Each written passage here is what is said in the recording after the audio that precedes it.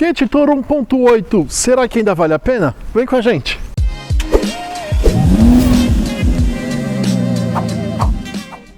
Salve, salve meus amigos, tudo bem? Bem-vindo ao canal GT Car School, sou Gabriel Teixeira e hoje eu vim trazer para vocês esse belo carro, picape Toro 1.8 automático. Será que vale a pena? Vamos falar dos pontos positivos, negativos, custo de manutenção, para quem indicamos, enfim, fazer aquela avaliação bem completa. Primeiramente, essa picape ela é intermediária, não é uma picape leve como uma Estrada, uma Saveiro, mas também não é uma picape média, como uma Hilux, uma L200. É um carro intermediário. Esse carro aqui veio na mesma época, muito próximo de quando veio o Renault Oroch. E atualmente só tem praticamente os dois, junto com a Maverick. E outras montadoras como a Hyundai, a GM já preparam, a própria Volkswagen já prepara concorrentes. Porque viram que é um carro bem interessante e está tendo demanda para esse segmento. Tem uma certa percepção aí que talvez as pessoas estejam substituindo os SUVs por esse tipo de picape. Por quê? É um carro versátil, tem as mesmas qualidades de um SUV, porém você ainda tem a caçamba, que permite você levar objetos maiores e também o design. O pessoal gosta bastante desse estilo de carro. Vale lembrar que a Fiat fez um design bem diferenciado, que acabou atraindo bastante os olhares das pessoas, e muitas montadoras começaram a se basear nesse design aqui.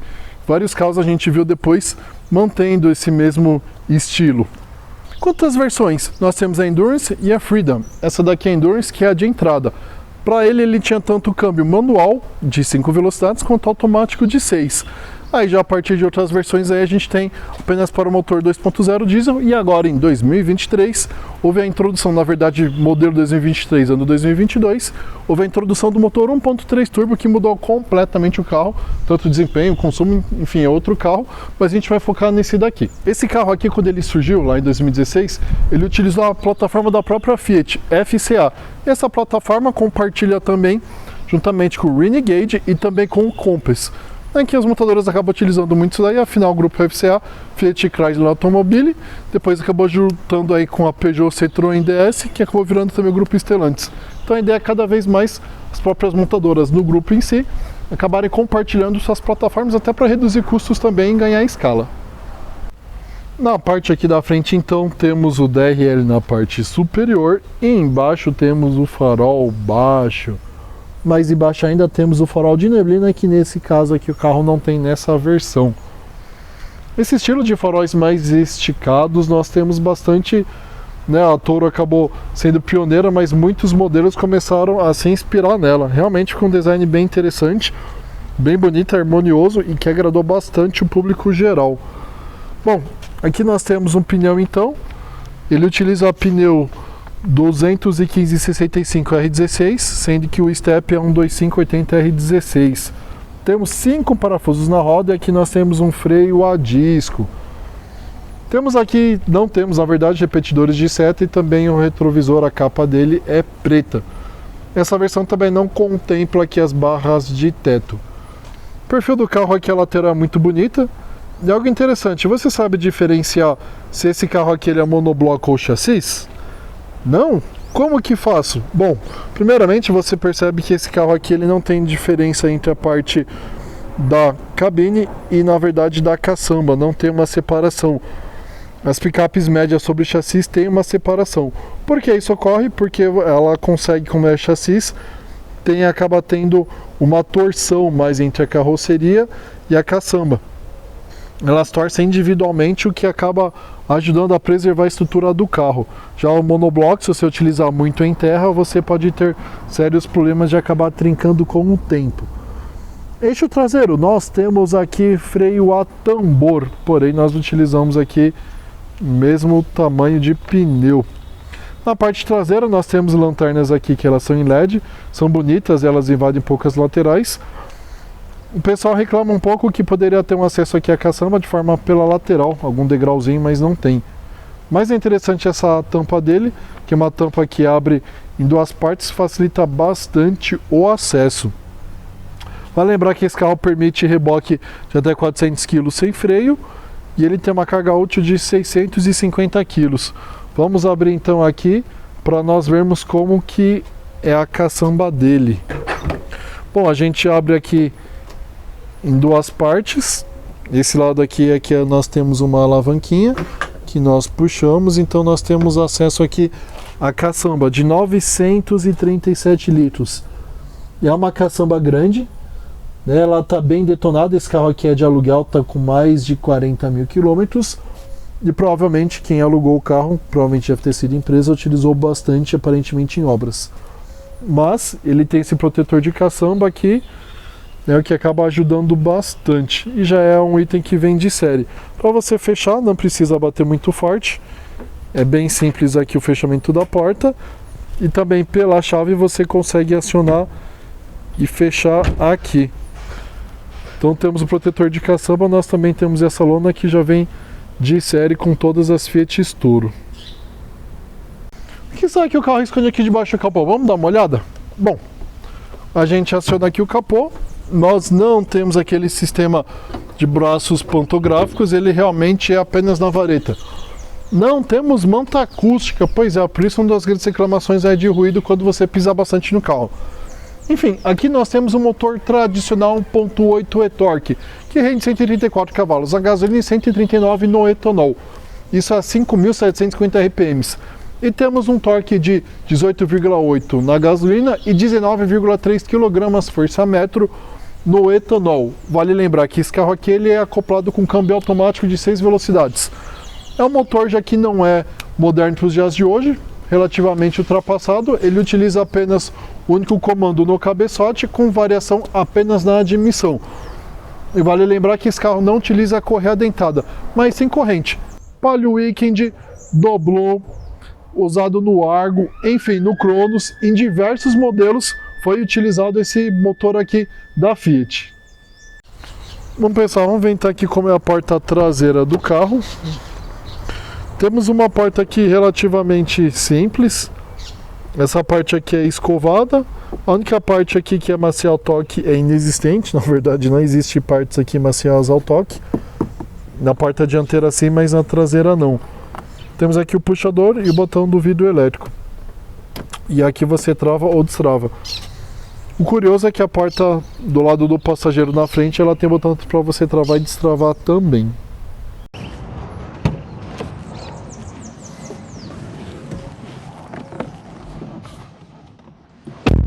Bom pessoal, então vamos avaliar o espaço interno aqui do carro. Não é tão bom, é espaço mediano, né? Na verdade não é apertado. O banco está regulado para mim que eu tenho 1,80 m e aqui nós temos praticamente 2 dedos, está confortável. Uma parte que não é tão confortável é a parte do encosto. Na verdade, a inclinação dele é muito comum isso em picapes, não é uma inclinação tão confortável, né? Mas infelizmente isso é normal para as picapes. Espaço para a cabeça aqui relativamente bom, não bato a cabeça. Acho legal, tem alça de teto aqui para todos os ocupantes, exceto para o motorista, e também nós temos luzes. Muitas vezes essa luz aqui eu acho até mais interessante do que a luz central, que você consegue, principalmente quando você está com criança, você consegue ver aqui certinho cada uma das posições, principalmente quando está muito escuro, isso ajuda bastante. O túnel central desse carro aqui não é tão alto. Vale lembrar que esse carro ele é monobloco, ele não é chassi como, por exemplo, ocorre com o S10 Hilux, com as picapes médias. Talvez por isso também, como ele não é um carro 4x4, ele não tem aqui o túnel tão alto. Cinto de 3 pontos para todos os ocupantes, e esse daqui saindo aqui do próprio banco. Encosto de cabeça também, sistema de vírgula, que você consegue abaixar, e ele meio que embute aqui no banco. Legal, essa parte central aqui, para essa versão, infelizmente, nós não temos apoio de braço. Nas versões mais sofisticadas, assim, tanto que a gente até percebe aqui pela costura. Mas, no geral, o espaço aqui não é ruim, e, infelizmente, não temos saídas de ar, não temos também uma saída USB nem nada. Aqui, para quem vai atrás, infelizmente, não tem muitos recursos aí de conforto. Vamos ver então aqui se a porta da frente ela segue o mesmo padrão da porta traseira. Bom, aqui na frente também nós temos um acabamento simples. Aqui é escovado a parte do puxador. Temos um puxador aqui bonito também escovado com uma boa pega. Essa parte sim já é macia ao toque. Colocaram aqui um tecido que acaba sendo interessante, porque é o local onde você apoia o seu braço. Trava e destrava as portas, trava o vidro para ninguém mexer lá atrás. E os 4 vidros elétricos. O bom é que já vem de série desde a versão mais básica aqui do automático. Infelizmente isso aqui incomoda bastante. Um carro desse segmento aqui, ele não ter um retrovisor elétrico. Poxa, isso foi uma mancada grande aí da Fiat. Ainda mais se o carro é largo, para você alcançar do outro lado não é tão fácil assim. Bom pessoal, o espaço aqui interno do carro é bom, para a cabeça também aqui fica tranquilo. Vamos ver aqui, o volante, você solta aqui, ele não despenca, isso é muito bom. Nós temos regulagem aqui de altura e também de profundidade.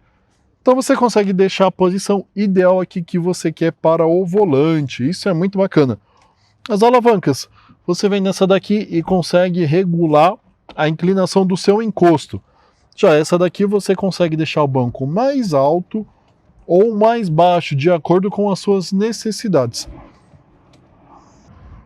Pessoal, espaço aqui para a cabeça, como comentei, é bom, né? Não é tão apertado. O espaço aqui para as pernas também tem um puxador, tira um pouco do espaço, mas mesmo assim não é ruim. Algo que eu sinto falta é aqui do apoio de braço. Poderia ter muitos carros automáticos nessa categoria aqui, no meu ponto de vista já deveria ser uma obrigação tê-lo. Mas infelizmente a gente só tem aqui porta-objetos e é bem simples, inclusive aqui até o freio de mão, o acabamento poderia ser melhorado. A lembrar que o acabamento aqui todo do carro, ele não é nada macio ao toque, é um acabamento rígido. Diferente do que você tem em outros carros da mesma plataforma, como por exemplo do Jeep Renegade. Talvez tenha até sido feito isso daí para conseguir diferenciar um pouco a qualidade, colocar a Jeep com uma marca um pouco superior, uma marca mais premium em relação à Fiat. Na parte interna do carro aqui temos um volante multifuncional, onde você mexe aqui nas opções do piloto automático e logo abaixo um limitador de velocidade. Desse lado aqui os botões para você mexer no computador de bordo. Os botões aqui embaixo seriam do rádio. Esse carro aqui não tem rádio, na verdade o rádio que ele veio foi colocado por fora. Quando a gente vem na parte de baixo aqui, nós temos os botões do farol de neblina dianteira e traseira, e ao lado a gente percebe o botãozinho para você mudar a intensidade da luz do painel. Legal. E como funciona? Você virar a chave e aí você tem uma tela de boas-vindas, Toro. E aí aqui nós estamos na parte onde ele tem umas informações na parte de mensagens, mas o piloto automático, na verdade o computador de bordo, tem muito mais que isso. Você tem várias opções aqui, como por exemplo deixar o velocímetro, informações do carro, pressões dos pneus, quantidade de horas do motor, temperatura do óleo, temperatura da transmissão, carga da bateria, muitas informações sobre o carro. Também temos outros tipos de informações como as viagens, temos mensagens de erro, configurações de tela, enfim, temos muitas opções aqui, um computador de bordo relativamente completo, ainda mais se você comparar a imagem aqui desde o Argo já tem ele dessa forma. Do lado esquerdo temos então o velocímetro e do lado direito temos o contagiros. Gosto dessa marca do contagiros aí que marca como se fosse terra, quando você está próximo dos 7 ou 8 mil. Vale lembrar que esse rádio aqui, como eu falei para vocês, foi colocado fora da montadora, um carro de locadora foi colocado pela locadora. Aqui embaixo temos um porta-objetos, que na verdade seria uma multimídia, as duas partes que o carro tivesse. Vale lembrar aqui que o painel ele não é nada macio ao toque, é todo plástico rígido, porém ele tem um acabamento bonito, bem amigável. Gosto dessa mudança aí de materiais com esse black piano. Embaixo aqui nós temos escrito Toro. Aqui temos um ar-condicionado convencional, ele não é digital, também não é de 2 zonas. Temos aqui mais para cima o botão Sport do câmbio e também nós podemos desligar o controle de tração para termos mais emoção. Aqui nós temos a tomada 12 volts e o câmbio convencional PRND, porém você consegue fazer as trocas manuais na alavanca de câmbio, não é possível fazer, não tem power pedal shift no volante. 2 porta-objetos, aqui uma outra mancada, pô Fiat, poderia ter apoio de braço aqui, ajudaria bastante. Os bancos são confortáveis, são bonitos, eles têm um tamanho relativamente bom. Eu gostei bastante, não tenho o que reclamar deles. Quando a gente passa aqui para a parte de cima, nós temos espelhinho. Cadê a luz? Sem iluminação. Outra mancada aqui por um carro desse valor, de mais de 100 mil, eu acredito que deveria ter já de série. Não tem nem para o motorista e também não tem para o passageiro. Bom, aqui nós temos as opções praticamente aqui das luzes, né? Para a iluminação interna aqui do veículo. Para o porta-luvas, temos um porta-luvas que é interessante. Ele tem iluminação, não é um porta-luvas grande, mas está muito bom para a categoria e para a média. Temos um porta-objetos aqui no painel, bem interessante. A Fiat também gosta de fazer, a Jeep gosta de fazer também algo similar. Acho legal esses porta-objetos assim no painel. Acaba sendo útil, às vezes você está transportando algum papel, alguma coisa assim, você quer deixar em um lugar de fácil acesso. Legal da porta aqui também, que a porta do passageiro ele tem os botões para você travar e destravar a porta. Não fica apenas com o motorista, fica também na porta do passageiro. Isso é algo bem bacana aqui pro carro. Parte de baixo então da Fiat Toro, vamos ver como que é. Bom, temos uma suspensão convencional McPherson aqui, que a gente tem também uma barra estabilizadora. Temos freio a disco na parte dianteira, aqui temos uma proteção para a parte do motor e do câmbio também. Essa proteção aparentemente aqui já sofreu alguma avaria. Bom, temos aqui então ao longo do carro a gente tem uma manta térmica para ajudar aí no isolamento térmico, principalmente do escape. Legal que o carro tem um bom vão livre, então é interessante ter a opção de andar na terra. A parte de baixo ela é bem construída, parte tanto das tubulações, elas acabam ficando isoladas e protegidas. Na parte traseira é interessante que temos uma suspensão independente do tipo multilink ou multibraço, como dizem. E o step fica aqui também na parte de baixo. O interessante desse tipo de suspensão, né, ela acaba trazendo mais estabilidade e conforto para o carro. O legal é essas molas aqui. O que acontece? Se você for analisar a parte de cima da mola, ela é mais rígida, né? Você consegue perceber que os elos são mais próximos e a parte de baixo ela é mais leve, ela não é tão resistente assim, não é tão rígida. O que acontece quando o carro está trabalhando livre, sem carga, a parte de baixo é que acaba acionando. E quando você está usando com carga, a parte de baixo acaba sendo comprimida e a parte de cima que acaba operando. Ou seja, isso faz com que o carro, tanto carregado quanto vazio, ele acabe ficando confortável. Diferente das outras picapes que elas são com feixe de mola que acaba pulando bastante. Muito interessante essa solução aqui que a Fiat acabou adotando. Bem legal isso daí, né? Eles se preocuparam bastante com isso. Vale lembrar que a Maroc também utiliza suspensão independente na parte traseira. Vamos comentar um pouco aqui dos problemas que esse carro teve, que muitas reclamações ocorreram. Primeiramente, o consumo, como eu havia comentado com vocês, é um carro realmente que ele consome muito combustível. Tem casos absurdos aí de consumos equivalentes a carros V6. Mas esses são casos mais esporádicos também, provavelmente pessoas que moram em cidades que tem muita subida, descida, pega muito trânsito, né? Enfim, nesses casos mais específicos, mas é um carro, um comentário, uma crítica muito comum é o consumo desse carro. Outro problema, o segundo problema muito criticado é a questão do ar-condicionado. Principalmente em regiões muito quentes, há muitos relatos do ar-condicionado praticamente não conseguir mudar a temperatura interna do carro. Praticamente trabalhar como ventilação. E as pessoas levam na concessionária e o problema não é resolvido. Muitas vezes alega-se que é apenas parte do projeto do carro, né? Enfim, tiveram várias reclamações que a gente vê nesse quesito. Problemas também muito comentado, uns problemas também relacionados à parte elétrica. Panes elétricas, por exemplo, Gabriel, carros em torno de 400 km que a bateria já descarrega totalmente. Casos que a pessoa roda pouco com o carro ou até roda bastante, fica 2 dias parado, a bateria acaba pifando. Isso com carros muitas vezes com até 2.000 km apenas. Tem alguns comentários também de outros tipos de pane, de até do carro realmente parar de funcionar, o carro andando ele simplesmente parar de funcionar. Porém são casos mais raros aí, poucas ocorrências que a gente acabou tendo. Algo também que ocorre muito, que as pessoas criticam, são, vamos dizer assim, problemas gerais. Parte de infiltração de água na caçamba acaba ocorrendo bastante. Ruídos no painel, com o tempo reclama-se muito de ruídos que acabam incomodando também. Alguns outros problemas vamos colocar nos diversos, tais como infiltração de água na parte da caçamba, muita gente critica isso.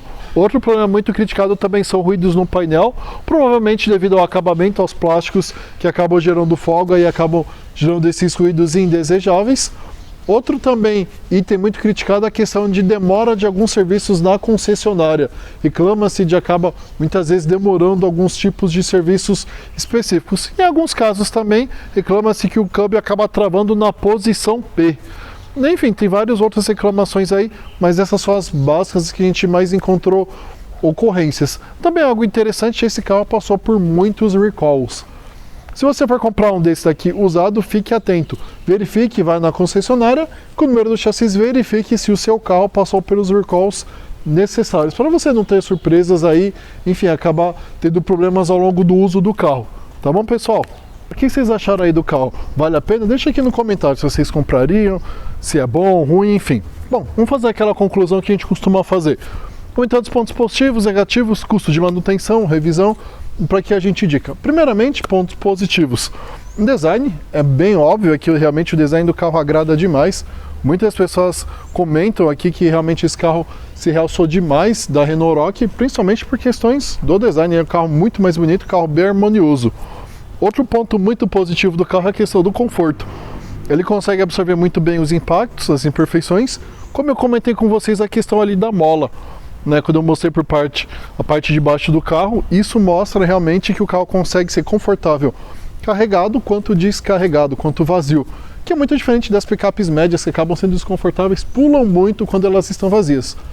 Outro ponto também muito elogiado do carro é a questão da estabilidade, graças à suspensão independente no eixo traseiro. Isso acaba ajudando bastante aí você ter estabilidade e também colabora um pouco também para o conforto, principalmente quando você passa por desníveis que o carro vem a torcer. Mas beleza, Gabriel, o carro é perfeito? Não. Quais são os pontos negativos então? Primeiramente, consumo. Infelizmente, o consumo desse carro, sim, é muito elevado. O Inmetro diz lá o consumo dele, mas muitas pessoas reclamam que o consumo é acima do marcado pelo Inmetro. O Inmetro chega a falar aí que você consegue na gasolina até uns 7 aí, mas tem pessoas reclamando que chegaram 5 ou até menos, casos que as pessoas comentaram de chegar em 4,5 por litro. Se você for ver, por ser um carro 1.8, é um consumo absurdo.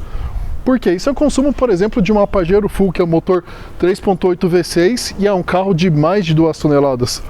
Mas esses são casos esporádicos que a Fiat não conseguiu resolver, enfim. E aí deu a fama aqui de um carro realmente que consome muito. Outro ponto negativo, questão de desempenho. Sim, pessoal, é um carro fraco, é um motor 1.8 que é utilizado em Palio Weekend, Doblô, no próprio Argo, enfim, são carros que utilizou esse motor, são carros leves. Esse carro é muito pesado para o motor. Você consegue andar de uma forma bem tranquila, com consumo relativamente bom, pisando, mas de uma forma bem lenta. Se realmente você quer pisar, você exige desempenho, põe no modo esporte, o carro vai andar, mas o consumo vai ser bem alto, então você acaba forçando muito, subindo muitas rotações.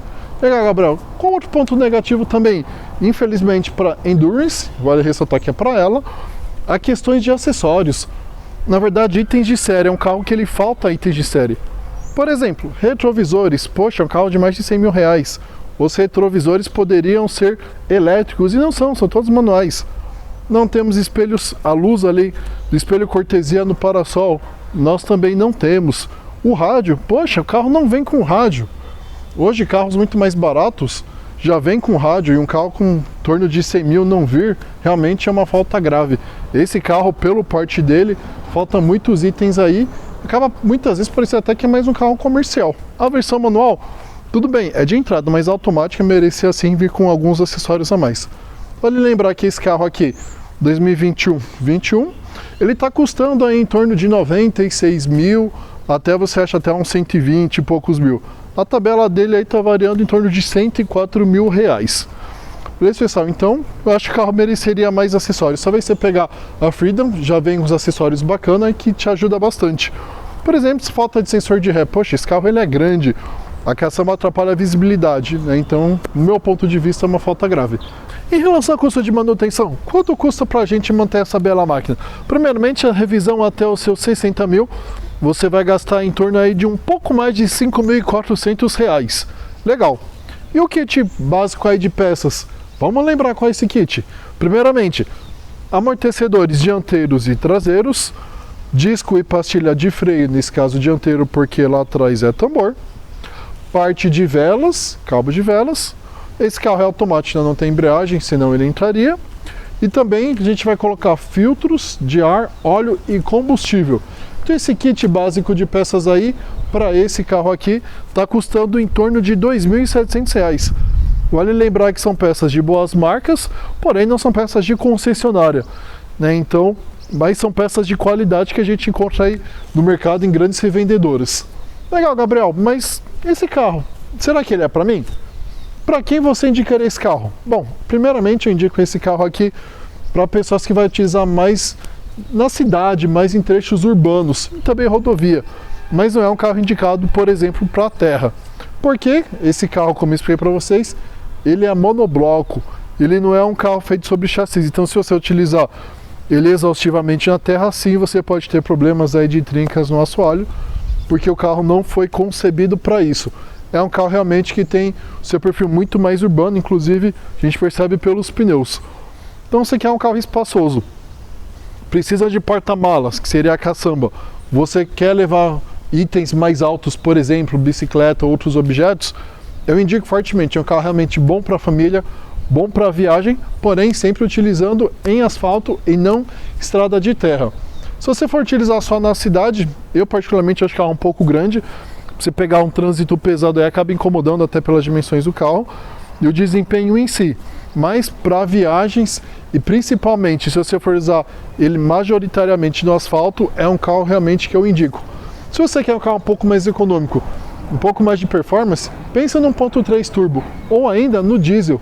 O diesel é uma ótima opção, é um carro realmente robusto, sim, é um pouco mais caro, mas você vai ter um carro realmente bem resistente e com bom desempenho e consumo. Caso você não se importe tanto com design também, pense na Renault Oroch. É um carro que ele é mais desvalorizado, porque não vendeu tanto, e você consegue ter também um carro bem confortável, e um carro também, apesar do design não ser tão atrativo, você tem um bom custo-benefício. É isso aí, pessoal. Espero que vocês tenham gostado da nossa avaliação. Deixa aqui nos comentários, você compraria esse carro ou não? Ou caso você compraria ele, você compraria em qual versão? Diesel? Compraria 1.3 turbo? O que você acha mais interessante? Também siga a gente nas redes sociais, do GT Car School, Instagram, Facebook e agora também no TikTok e Kawaii. Ambos aí no GT Car School você vai encontrar a gente. Se você está querendo comprar um carro usado, mas você não sabe ou avaliar se está em bom estado ou não tem medo de comprar um carro problemático, tem a solução. Eu consigo te ajudar a avaliar um carro, te dar dicas bem interessantes que com certeza vai te ajudar. Quer saber mais? Entre em contato com a gente no gtcarschool@gmail.com. Pessoal, obrigadão por vocês terem ficado com a gente até o final. Se vocês quiserem um comparativo desse carro com outros ou sugestões de outras avaliações, por favor, deixa aqui nos comentários que na medida do possível a gente vai atendê-los. Obrigadão, pessoal. Até mais. Valeu!